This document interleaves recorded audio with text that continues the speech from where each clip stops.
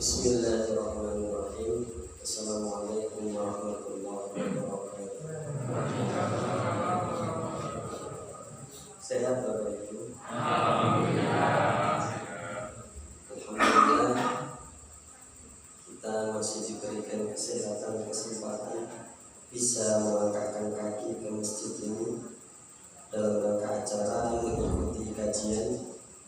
Semoga apa yang Bapak Ibu lakukan termasuk wasilah atau salah satu sebab jenengan semua diberikan kemudahan oleh Allah masuk ke dalam surga.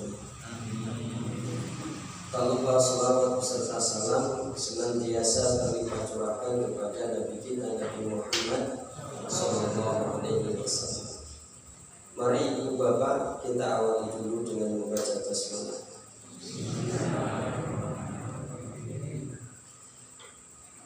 Untuk mengefisiensikan waktu, kita langsung ke materi saja. Adapun tema malam hari ini yang akan sama-sama kita pelajari berjudul penyebab siksa kubur. Saya bikin makalah ini, dada saya terasa sesak, terasa berat. Ternyata hidup kita di dunia ini itu sudah ditentukan berapa lamanya. Kita lihat dalam Quran surah Fatir ayat 11. Apa yang dikatakan Allah? A'udzu billahi minasyaitonir rajim. Wallahu khalaqakum min turab. Allah yang telah menciptakan kita dari saripati tanah. Tsumma min nutfah. Kemudian dari saripati tanah ini diubah menjadi nutfah. Tsumma ja'ala lakum azwaja. Kita tumbuh besar, lalu oleh Allah kita diberikan jodoh berpasang-pasangan. Wa ma tahmilu min untha wa la tadau illa bi ilmi.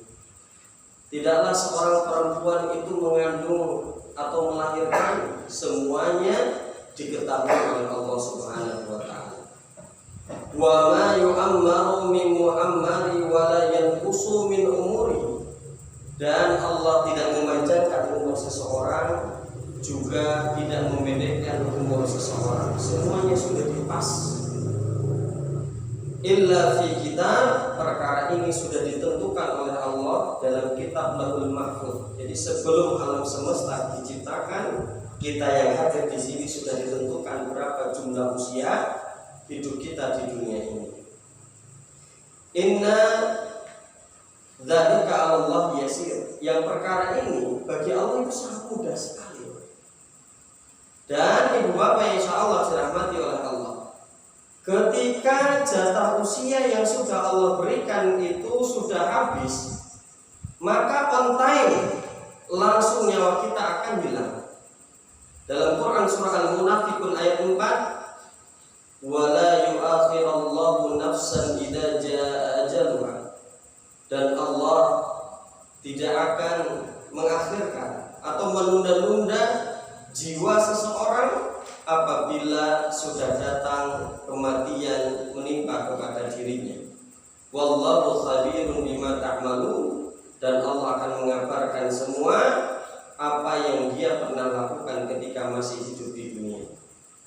Ibu bapak, ada sebuah kisah anonim atau kisah tanpa pengarang. Ya Allah, saya pengen matinya itu di atas ranjang. Gak bisa ke situ. Ya Allah, saya pengen matinya syahid. Ya berat ke situ. Ya sudah ya Allah, saya pengen meninggalnya pas hari Jumat. Ya Allah, kita tidak tahu di mana tempat kita akan meninggal dan kita tidak tahu kapan waktu kita meninggal. Tapi kita bisa memilih meninggal kita dalam keadaan husnul khotimah atau su'ul khotimah. Maka dalam Quran surah Luqman ayat 34, wa ma tadri nafsu, dan tidak seorang pun yang mengetahui bi ayyi ardi tamut, di mana dia akan meninggal.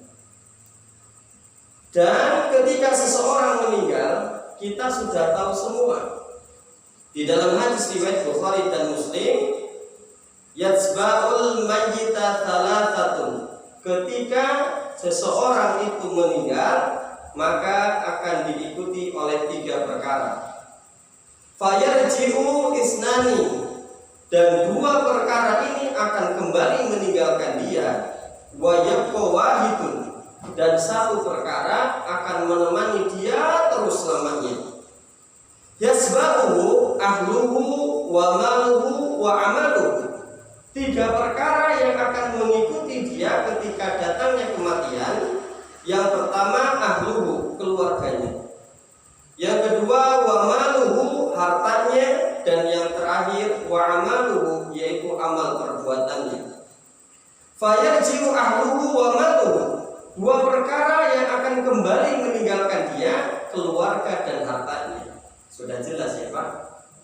Ada cerita dosen saya itu, Masya Allah, tiwas kene mahasiswa sing memperhatikan kisahnya senang tenan.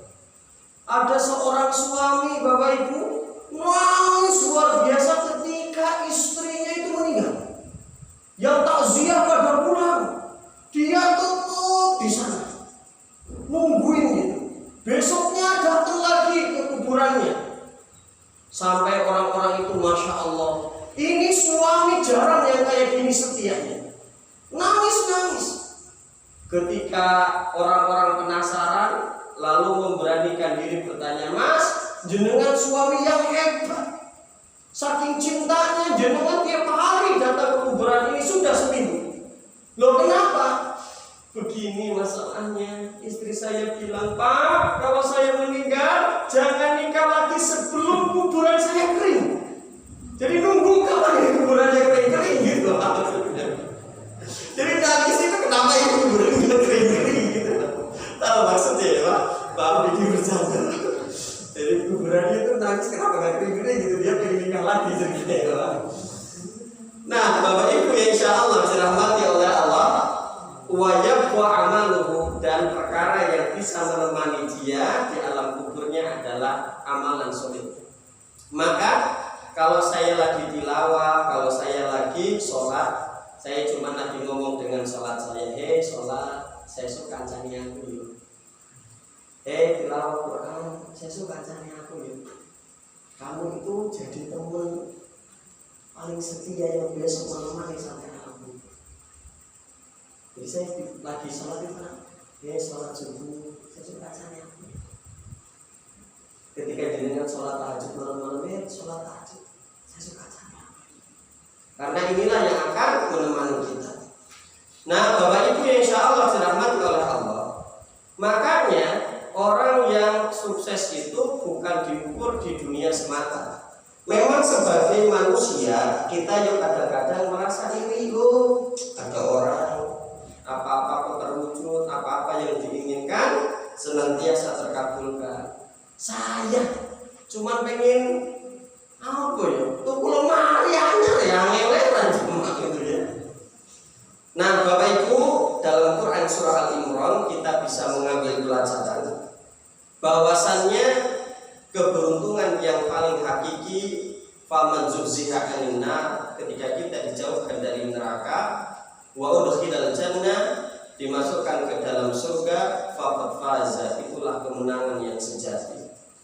Nah ibu bapak yang insya Allah dirahmati oleh Allah, kita sudah tahu semua tentang kehebatan dari Utsman bin Affan yang gelarnya Dzunurain, yang memiliki 2 cahaya karena menikahi siapa? Anaknya Nabi Muhammad SAW, 2 orang. Anaknya Nabi kan 4 perempuan, 2 laki-laki dari Khadijah.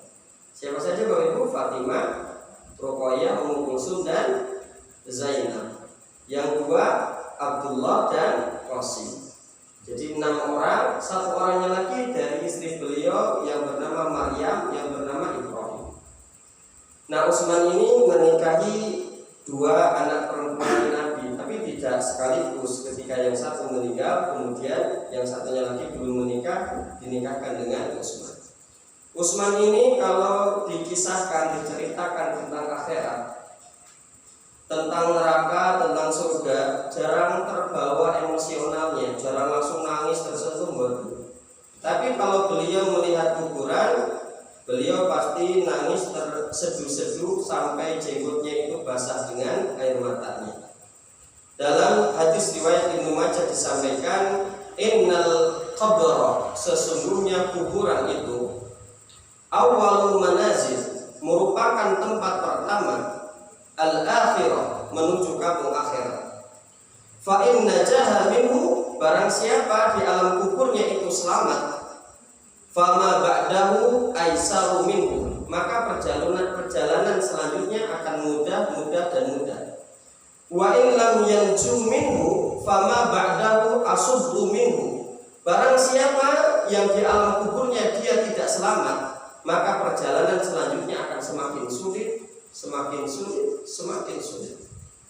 Maka Nabi berkata, qala wa qala Rasulullah sallallahu alaihi wasallam, ma ra'aitu mandaran qattun, tidaklah aku melihat sesuatu pemandangan yang sangat mengerikan, illa wal qabru afdhalu minhu, kecuali kesudahan di alam kubur. Jadi Nabi saja mewanti-wanti begitu mengerikannya pemandangan alam kubur. Dan ibu bapak, kita kan orang muslim. Sebenarnya kuburan itu bagi seorang muslim yang baik, yang soleh, yang solehah, sebenarnya tempat istirahat dari capeknya dunia. Nyari nafkah capek apa mboten, Pak? Capek. Ibu ngurus ibu yang di belakang, Bu, ngurus suami, ngurus anak, capek nggih? Oh, mboten. Ngurus cicilan BRI gimana, Bu?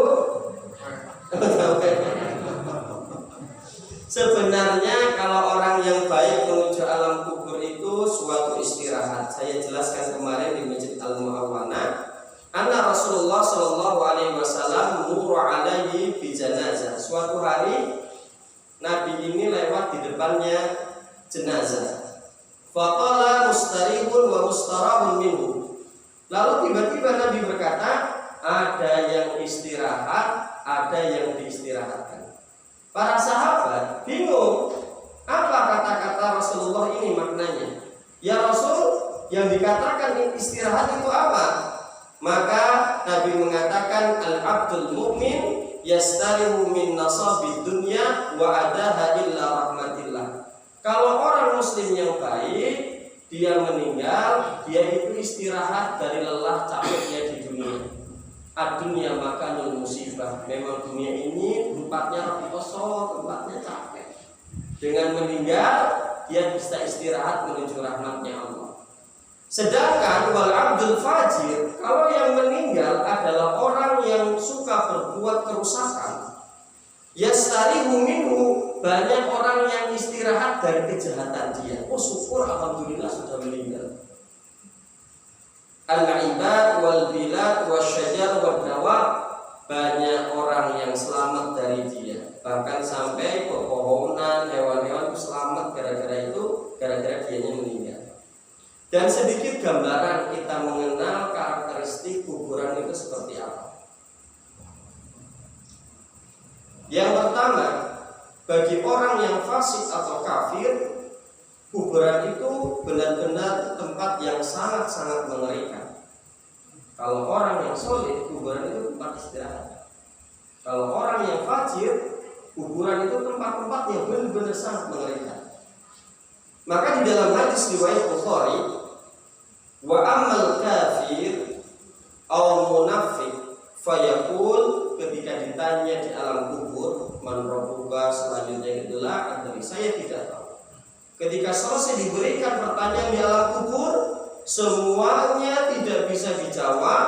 Apa yang dilakukan oleh malaikat penanya, summa yudrabu bimitraqatin min hadid.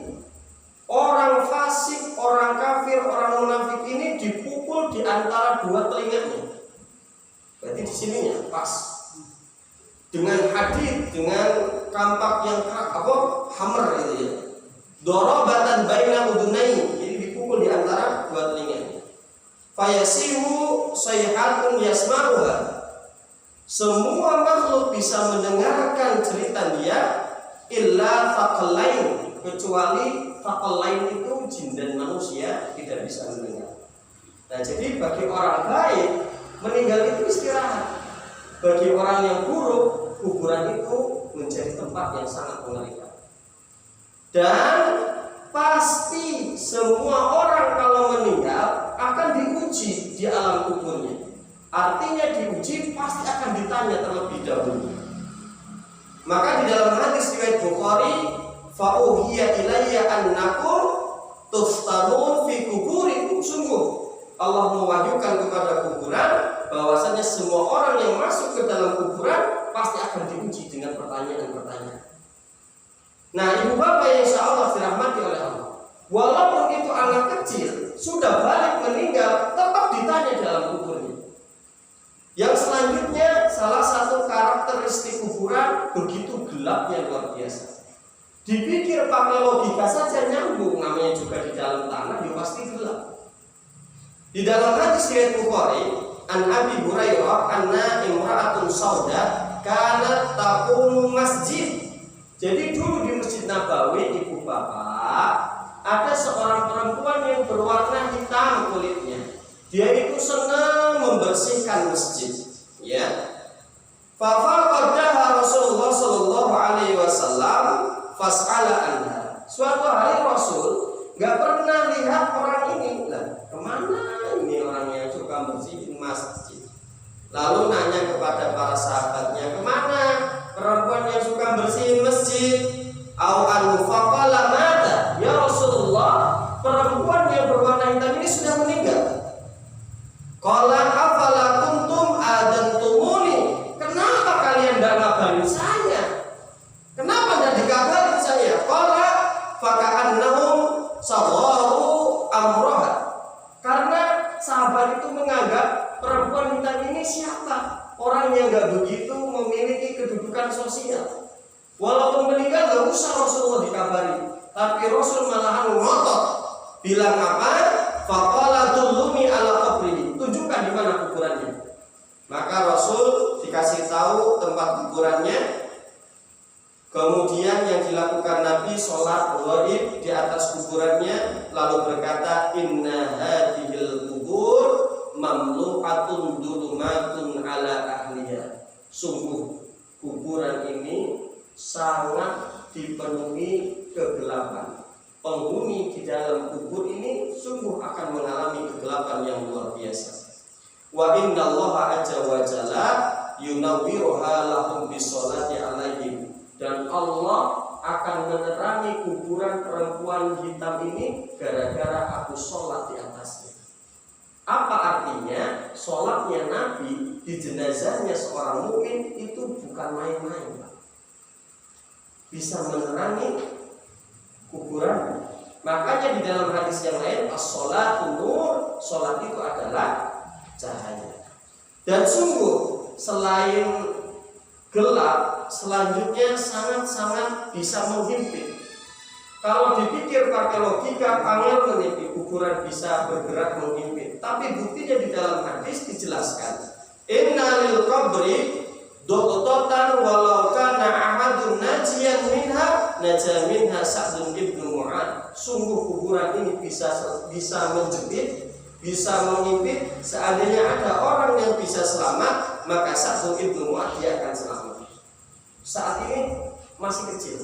Makanya law afalata ahadun min dhammatil qabri lanajah hadas sabi. Seandainya ada orang yang bisa selamat dari himpitan kubur, tentulah anak ini akan selamat. Artinya walaupun masih anak-anak, dia tetap akan diuji di alam kuburnya. Nah, ibu bapak insya Allah dirahmati oleh Allah Subhanahu wa ta'ala. Ini dalil yang menunjukkan bahwasannya orang itu kalau di kuburan akan diuji. Hadis riwayat Bukhari, ketika seseorang sudah meninggal, yang takziah itu pulang semua. Wa ya'tihi malakani fayujlisanihi fayaqullani lahu, diberikan pertanyaan yang kita sudah tahu semua. Kalau yang ini pertanyaannya bagi orang-orang yang fajir, yang suka berbuat kerusakan. Man rabbuka fayaqul, "Hei Mas, siapa Rabbmu?" Lalu dia berkata, "Ha la adri." Dia ketawa, "Saya tidak tahu." Fayaqul lani lau madinuka fayaqul la adri. Saya tidak tahu. Kemudian ditanya lagi, fayaqul lani lau ma'adar rajul alladzi bu'itsu fikum. Siapa lelaki yang diutus oleh Allah kepada kamu? Lalu dia mengatakan la adri. Fayunadi munadi minas sama. Kemudian datang suara dari langit dan berkata, anna kadzaba. Sungguh orang ini telah berkata dusta. Fa'afrisuhu lahu minan nar.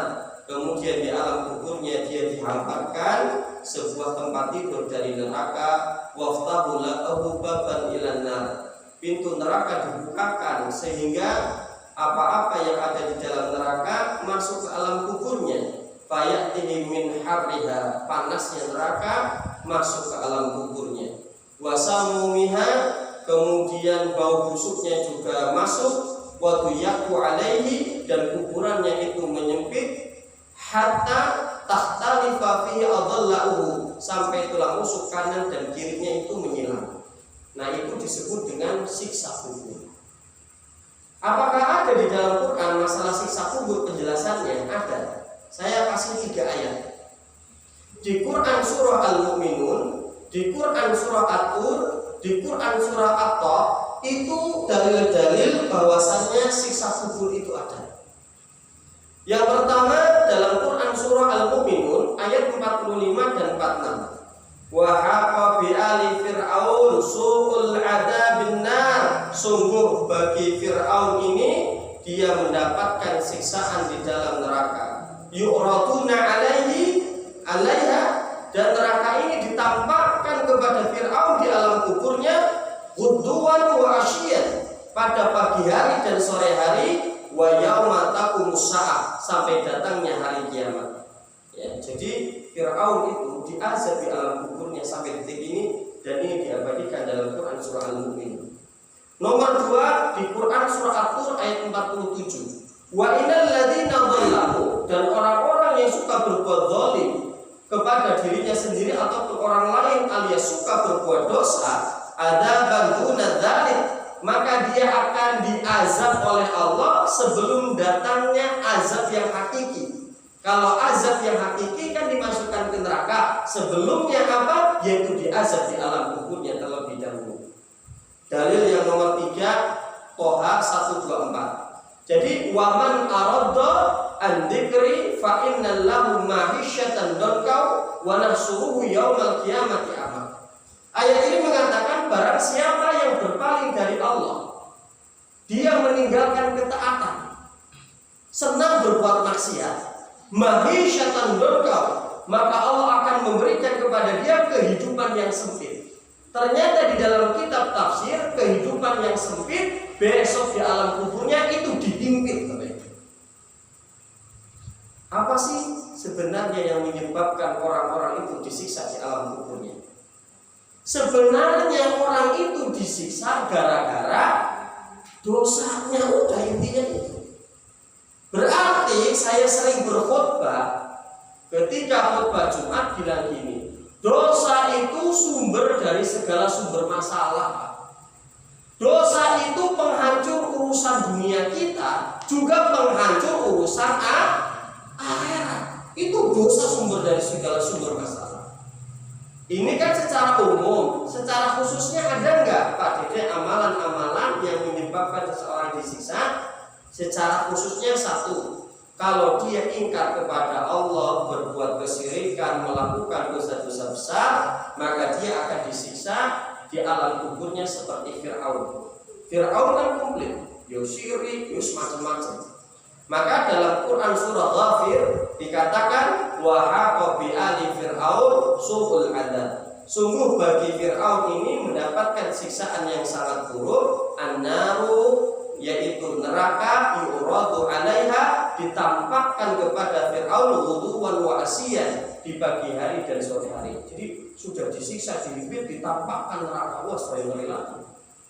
Yang kedua, orang-orang yang munafik.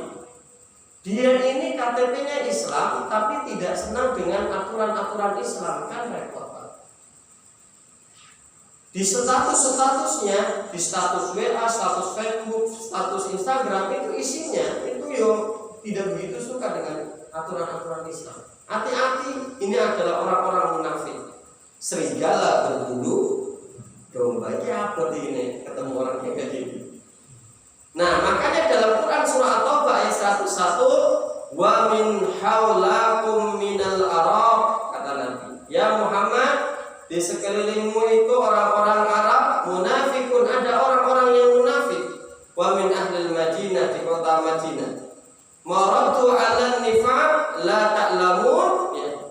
Mereka ini orang-orang yang yaitu memiliki kemunafikan. Nahnu na'lamuhum, Allah Maha tahu siapa di antara mereka orang-orang yang munafik ini. Lalu dikabarkan kepada Nabi bahwasanya orang-orang munafik ini sanu'adzibahum marratain, mereka akan diazab 2 kali, marratain. Yang pertama di alam kuburnya, besok di nerakanya. Selanjutnya ternyata namimah dan kencing sembarangan termasuk salah satu asbab dia mendapatkan siksa kubur. Nabi lewat di kuburan dan berkata, innahuma, penghuni kuburan ini, la yu'adziban, sedang disiksa, wa ma yu'adzabani fi kabir. Tahukah kalian, 2 penghuni kubur ini disiksa bukan karena perkara yang besar-besar banget. Loh, kenapa ya Rasulullah? Amma ahaduhuma fakana la yastatiru minal baul. Yang pertama dia disiksa gara-gara ketika kencing tidak menjaga dari percikan air kencing. Yang nomor 2, wa amal akhar fakana yamsi bin namimah. Yang nomor 2 ini suka jalan kemana-mana, senengannya mengadu domba. Pak, yang jenengan mau curhat cerita sama orang, hati-hati Pak. Di depan jenengan ketok iyo lambene manis tenan. Kayaknya pro dukung sama jenengan Pak. Iki kata iso dipercaya, aku tak curhat sak banyak-banyaknya. Ternyata setelah pergi dari jenengan, ketemu orang yang diobrolkan tadi. Ngerti orang? Kayak ini ngobrol kayak gue. Ini waduh. Hati-hati Pak Is. Makanya salamatul insan fi hifdzil lisan. Pak, kalau sudah tahu keburukan orang, udah dipendem dhewe wae Pak. Zaman sekarang sulit cari orang yang bisa dipercaya. Nah, Bapak Ibu yang insya Allah dirahmati oleh Allah, nomor 4 adalah ghibah ternyata bisa menyebabkan seseorang disiksa kubur.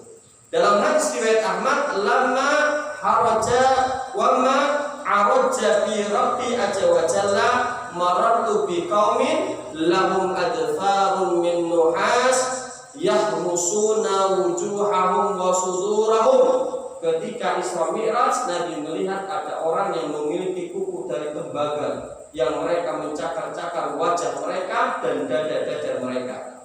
Kemudian Nabi berkata kepada Jibril, man haula'i ya Jibril, kenapa orang itu seperti itu siksaannya? Qala, maka Jibril mengatakan, haula'i alladziina ya'kulu lahumun nas, mereka adalah orang-orang yang memakan daging manusia. Ghibah itu memakan daging manusia. Ini angel-angel gampang ini Pak. Selanjutnya yang nomor 5, meratapi mayit. Kita sudah tahu. Jadi innal mayyit yu'adzabu ya bibukai ahli alaihi. Sungguh mayit ini mendapatkan siksa kubur gara-gara ratapan keluarganya. Al mayyitu yu'adzabu fi qabrihi bimaniha alaihi. Penghuni kubur ini disiksa gara-gara nihaya, yaitu ratapan keluarga terhadap mayit yang meninggal. Ratapan itu menjambak-jambak rambut, merobek-robek pakaian, dan dia teriak-teriak seperti teriakannya orang jahiliyah. Mbok aku wae sing mati. Aku sing wae niku. Mangan Allah diatur, Pak. Pokoknya apapun yang terjadi udah iman saja sama foto dan kotaknya Allah. Innallaha la yadzlimu mithqala dzarrah. Karena keputusan Allah itu tidak akan menyusahkan makhluknya. Allah itu Maha Adil.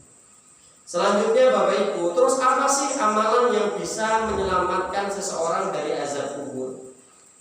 Sebenarnya Bu, semua amalan kebaikan itu potensial bisa menyelamatkan jenengan dari siksa kubur.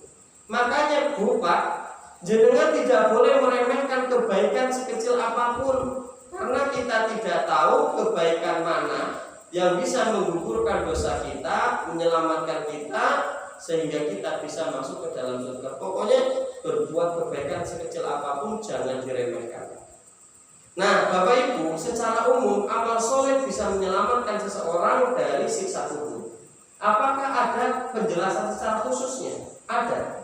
Tadi semua dosa potensial menyebabkan orang disiksa di alam kubur. Kemudian dijelaskan secara terperinci. Ini juga sama. Ini beberapa amalan yang bisa menyelamatkan jenengan, yaitu berdoa. Ikhtiarnya, kita ini manusia lemah.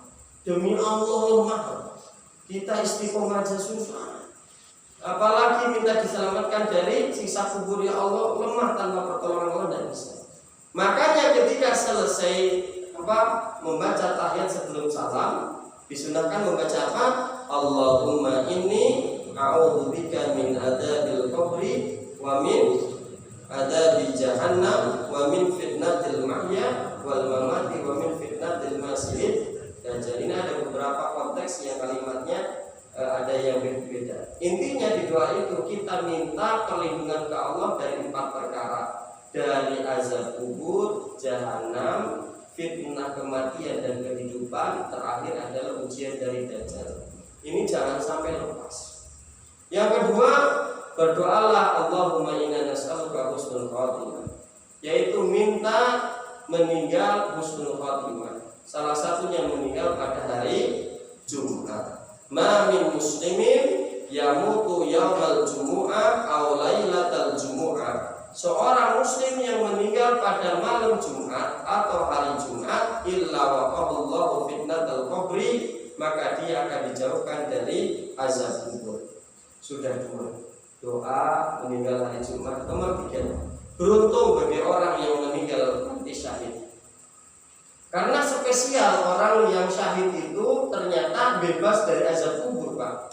Kenapa ya Rasulullah, orang yang mati syahid itu lepas dari ujian kuburan? Kata Nabi, cukup di dunia ujian di bawah kilatan pedang sudah membuat dia itu sakit dan terluka.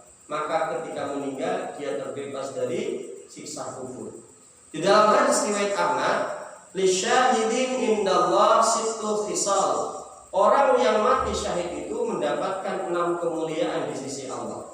Yang pertama, yughfaru lahu fi awwali duf'atin min damihi. Dosanya akan diampuni diawali mulai darahnya yang pertama keluar. Jadi ketika darah sudah keluar, maka dosanya mulai diampuni dari sana. Yang kedua, wa yura maq'adahu minal jannah. Dia akan ditampakkan tempat dia besok di surga. Makanya ada orang-orang yang meninggal syahid tersenyum, Pak, guyu. Karena oleh Allah sudah ditampakkan tempat dia, rumah dia besok di surga. Maka ketika menghembuskan nafas terakhirnya, dia tersenyum. Nomor yang ketiga, wa yujaru min adabil qabri. Dia dibebaskan dari siksa kubur. Yang nomor 4, wa ya'manu minal fazail akbar. Dia akan dilindungi dari rasa takut yang sangat besar besok di akhirat. Dia tidak takut dengan berbagai kesusahan di akhirat. Yang selanjutnya, wa yuhallahu latal iman. Dia akan dihiasi dengan keimanan.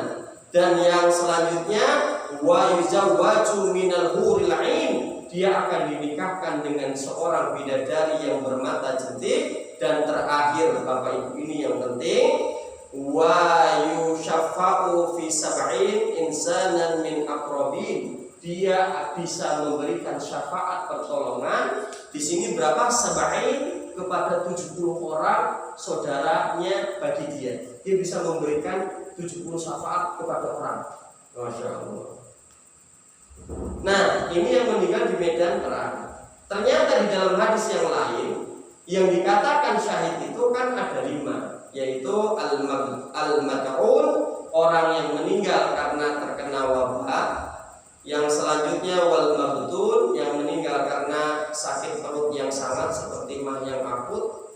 Yang ketiga wal gharib, yang Yang selanjutnya wasahibul hadmi, meninggal karena tertimpa runtuhan. Dan yang terakhir yaitu wasyahidu fisabilillah, yang berjuang di jalan Allah. Nomor 4 Bu, ternyata orang ya di sini siapa tahu ada yang ribat menjaga di perbatasan. Kalau dia sampai meninggal, maka dia juga tidak mendapatkan azab kubur. Dalam hadis riwayat At-Tirmidzi dijelaskan, fa innahu yurma lahu amaluhu illa yaumil qiyamah. Ya. Jadi orang yang meninggal karena menjaga di perbatasan, sungguh amalannya tidak terputus sampai akhirat.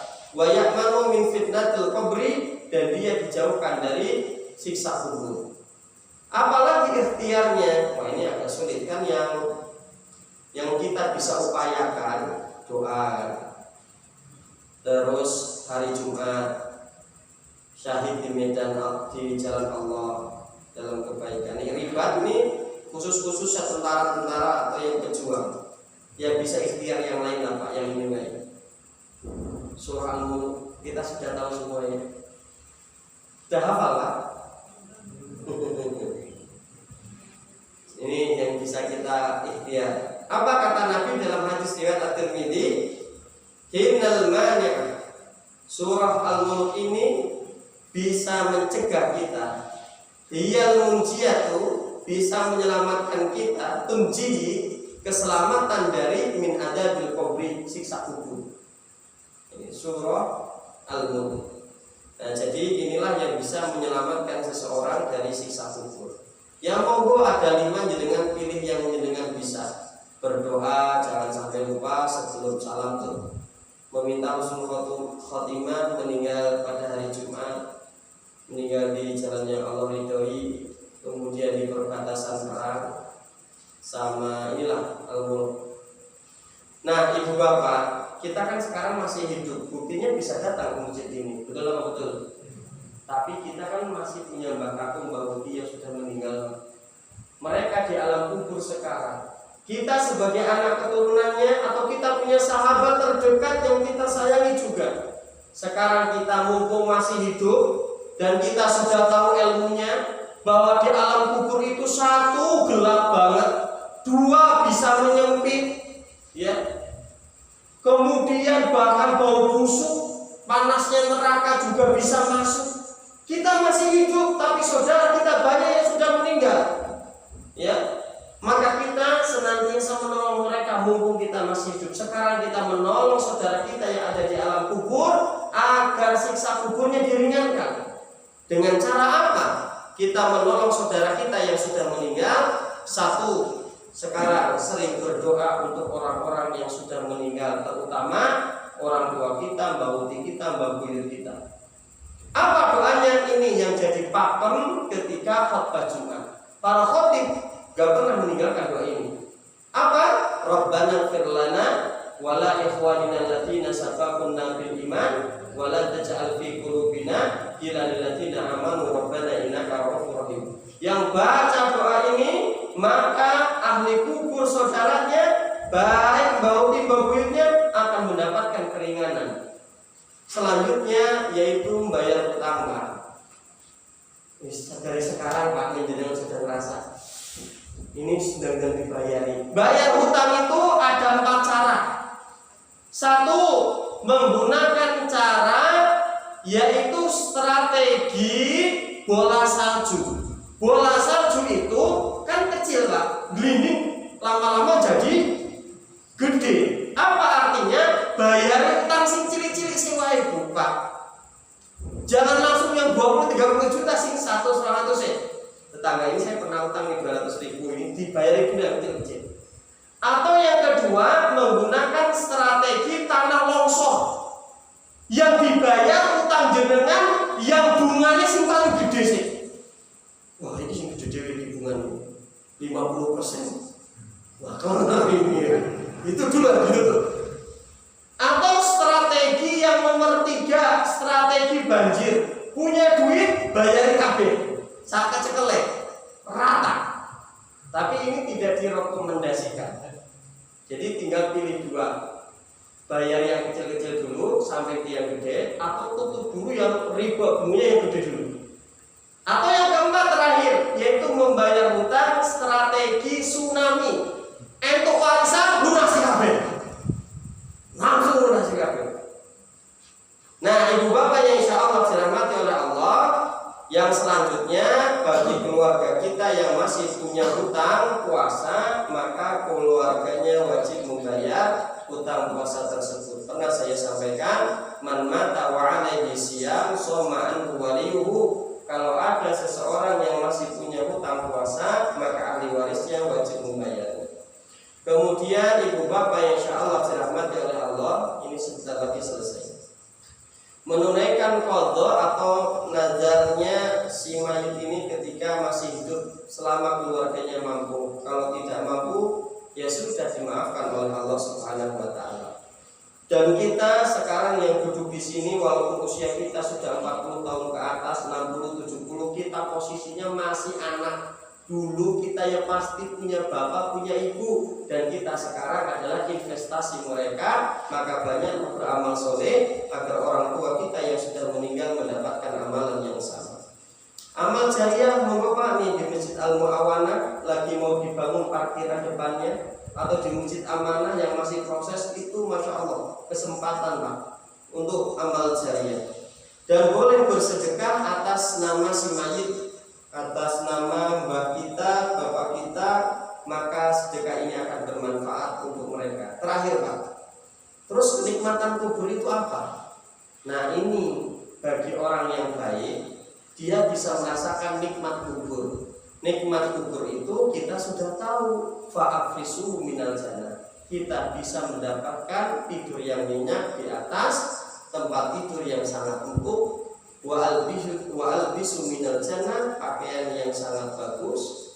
Kemudian waftahul lahu baban ilal jannah, kuburan kita disambungkan dengan pintu surga, fayatihi min raihiha, maka bau surga yang harum itu masuk ke alam kubur kita, wati biha harumnya, wa yusahu lahu fi qabrihi madda basar, kuburan kita diluaskan, tidak menyempit. Fayatihi rajulun, kemudian datang seorang laki-laki, hasunal wajhi hasunat thiyab, yang wajahnya sangat ganteng bagus, pakaiannya sangat bagus, thayyib, rih dan bau harum sekali. Kemudian berkata fayaqul absir billadhi yasurruka ada yaumukal ladzi kunta tu'adun. Sungguh ini adalah hari yang dijanjikan oleh Allah akan datang kepada kamu. Fayaqul lahu, penghuni kubur ini berkata, man anta, siapa kamu? Wa wajhukal wajhu yaji'ul bil khair, wajah kamu ganteng banget, bau harum. Lalu dia berkata, anna amaluka shalih, aku adalah amalan kebaikanmu ketika masih hidup di dunia. Alhamdulillahirabbil alamin. Jadi pengajian malam hari ini isinya yaitu sifat-sifat alam kubur. Itu berat, anak kecil saja pasti akan diuji di alam kubur. Yang bisa menyelamatkan yaitu amalan-amalan soleh kita, yang bisa memberatkan yaitu dosa kita. Na'udzubillah min dzalik. Mungkin itu Bapak Ibu yang bisa saya sampaikan. Semoga kita yang hadir di sini oleh Allah Subhanahu wa taala ya, bisa diberikan kemudahan melewati fitnah kubur ya Bapak Ibu. Monggo Bapak Ibu kalau ada yang ingin ditanyakan saya persilakan. Kalau saya bisa menjawab saya langsung jawab.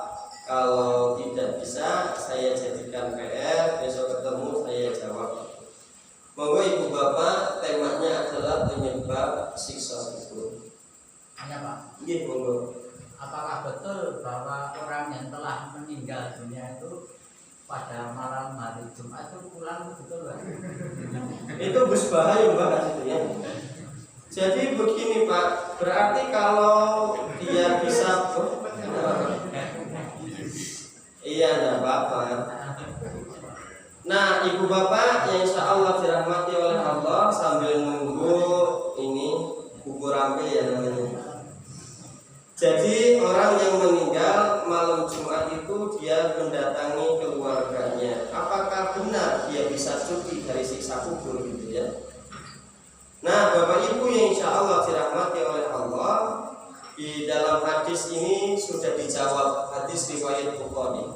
Jadi kalau sudah meninggal, diberikan ujian pertanyaan, setelah diberikan pertanyaan, kemudian untuk selanjutnya dia mendapatkan dua perkara. Kalau dia orang baik, maka mendapatkan nikmat kubur.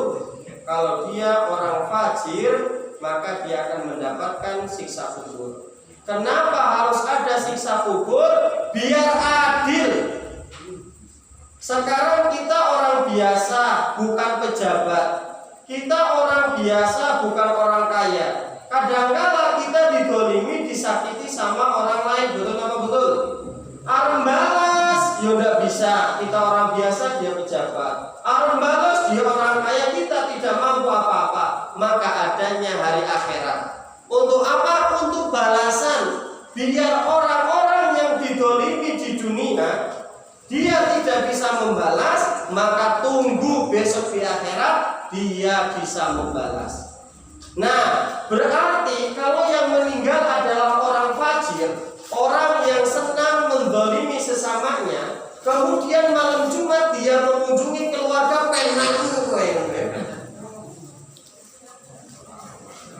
Nah, jadi singkatnya Bapak, orang yang meninggal itu tidak bisa datang atau nakutin orang-orang hidup. Boro-boro nakutin orang hidup atau datang mempertanggungjawabkan perbuatannya selama hidup saja, kerepotan di alam kubur. Malahan kelayakan nenek gawean kan repot malahan. Bisa diterima, Jin? Nah, jadi kalau sudah meninggal ya stop di alam kubur, tidak bisa kemana-mana. Jadi nyuwun ngapunten, kan rumah saya nih yang Pak Haji Fatmo dan beberapa takmir masjid pernah ke rumah saya. Rumah saya itu pas samping kuburan. Kuburannya gede tuh, masya Allah sangat benar. Ya biasa saja. Malam-malam ke situ ya biasa saja. Rumah ini benar. Karena saya prinsipnya ini, orang meninggal itu boro-boro mau nakutin orang hidup. Dia di alam kubur saja susah. Harus mempertanggungjawabkan kelakuannya ketika masih hidup di dunia. Sampun terjawab di Bapak J. Ada lagi Bapak Ibu.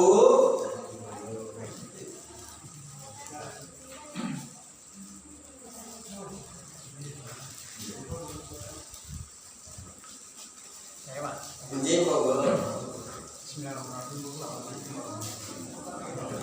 Yang saya tanyakan tadi ada hubungan dengan masalah hutan. Ya, saya dulu pernah, yang saya alami, saya kan petani Pak, saya kan petani. Dulu ada yang modali untuk menanam timun. Ya, pada waktu itu mengembalikannya itu pada waktu panen. Ya, ternyata tidak panen, panennya jelek sekali.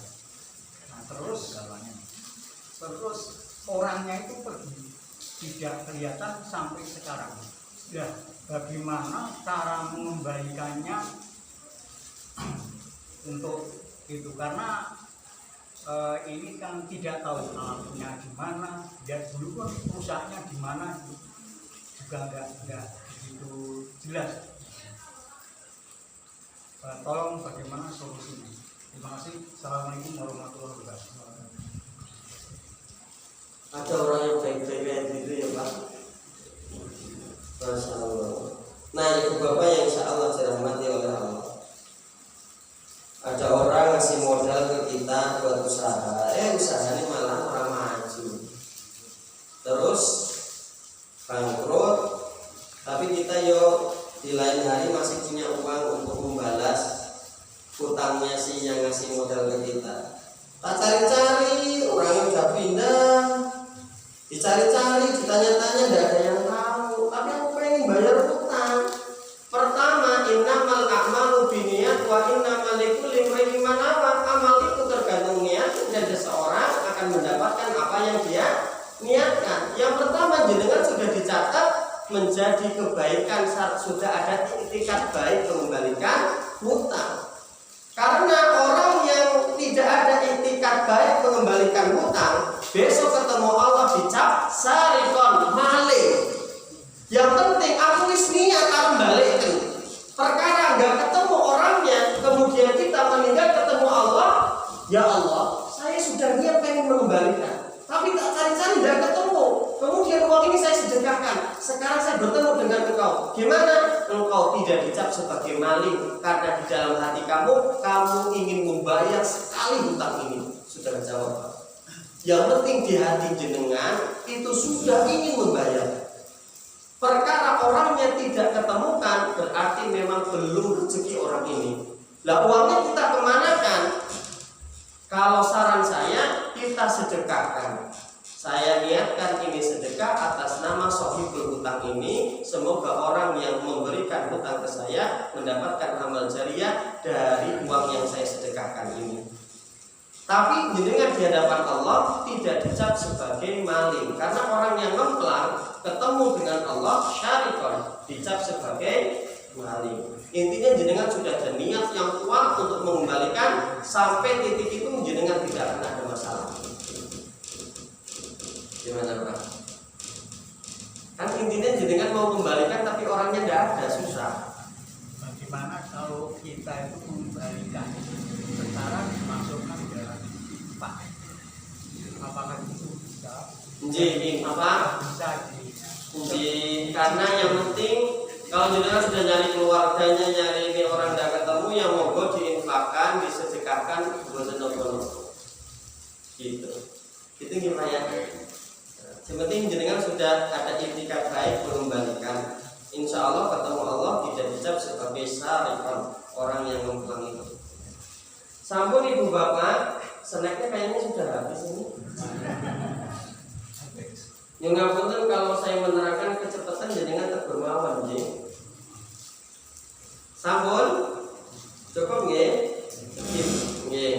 Semoga yang sedikit ini bisa memberikan manfaat kepada kita jadi tahu tentang masalah kuburan.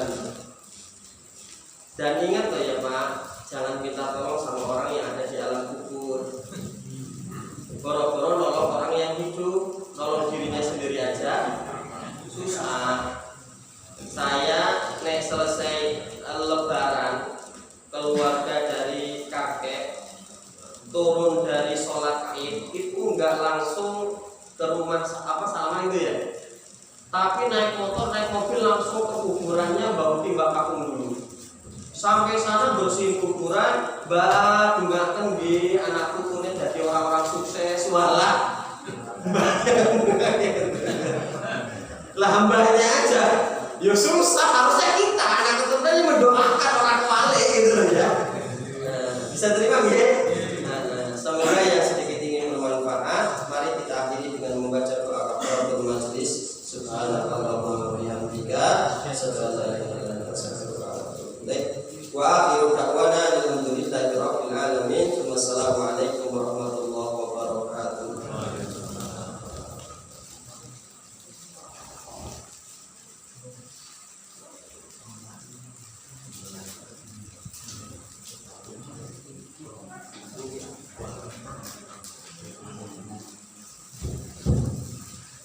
Assalamualaikum warahmatullahi wabarakatuh. Saya dari Borobudur menawarkan beberapa informasi untuk kajian yang akan datang. Insya Allah materi disampaikan oleh Ustaz Hasan Abdul Hayat. Yang mana untuk kajian yang akan datang, insya Allah materi disampaikan oleh Ustaz Abdul Hayat. Kamu kali pengumuman saking Masjid Amanah Sudimoro mengharap kehadiran Bapak Ibu jamaah besok pada hari Kamis tanggal 11 Maret pagi jam 4 pagi acara subuh barokah. Pemateri insya Allah Ustadz Ahmad Yani dari Bandung Dono.